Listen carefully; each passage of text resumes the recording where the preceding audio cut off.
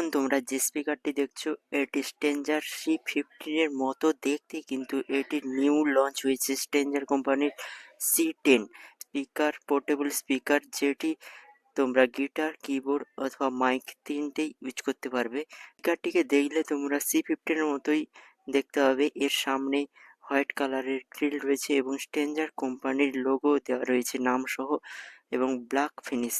ওপরের দিকে একটি স্ট্র্যাপ দেখতে হবে যেখানে তোমরা একটা হাতল রয়েছে, এক জায়গা থেকে অন্য জায়গায় ক্যারি করতে পারবে।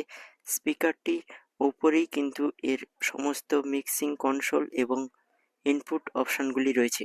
ভালো দিক হলো স্পিকারটি এতে ইনবিল্ট লিথিয়াম ব্যাটারি রয়েছে, যা তোমরা চার্জ করে উইদাউট ছাড়া এটিকে ব্যবহার করতে পারবে বেশ কিছু সময় ধরে। তোমরা এর কন্ট্রোলে দেখলে দেখতে হবে যে গিটার ইনপুট রয়েছে, সাথে তোমরা গিটারের এফেক্ট দেখতে পাবে।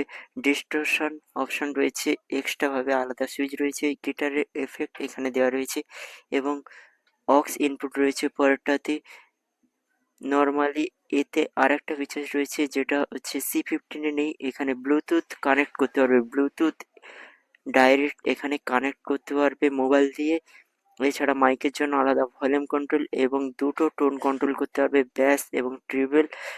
আর ভোকাল এফেক্টের জন্য যারা সিঙ্গিং করতে চাইছো তাদের জন্য ডেপথ এবং স্পিড দুটো ইকোসিস্টেমের কন্ট্রোলের এখানে অপশান দেওয়া রয়েছে। তো এই স্পিকারটি যারা বাড়িতে প্র্যাকটিস করতে তাদের জন্য স্পিকারটি খুবই ভালো হবে কম বাজেটের মধ্যে। ঠিক নিচেই রয়েছে লাইন আউটপুট, এটি একটি ছোট পোর্টেবল স্পিকার। তো তোমরা যদি চাও এখান থেকে লাইন আউটপুট করে কোনো বড় অ্যাম্পলিফায়ার দিয়ে বড় স্পিকারে আউটপুট দিতে, তাও এখানে সেই অপশানটি দেওয়া রয়েছে।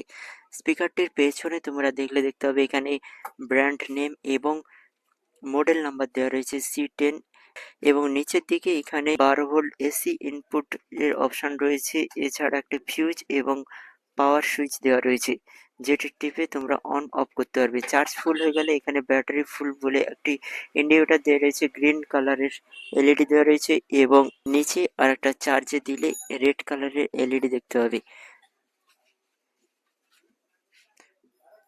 তো ভিডিওটি কেমন লাগলো অবশ্যই ভিডিওর নিচে কমেন্ট করে জানাও এবং ভিডিওটি যদি ভালো লাগে তাহলে অবশ্যই একটা লাইক করো।